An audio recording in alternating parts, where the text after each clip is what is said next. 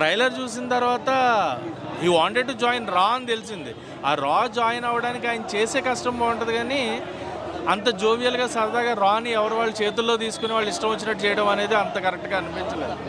లాస్ట్కి రాలో జాయిన్ అయ్యారని సినిమాలో చూడండి, బట్ అది ప్రాపర్ వే అయితే కాదు రాలో జాయిన్ అవ్వడానికి. ఎందుకంటే అది చాలా ఇంపార్టెన్స్ వింగ్. అది వాళ్ళు చేసే కష్టం ఎంత పడతారో అది మన ఎవరికి కూడా తెలియదు.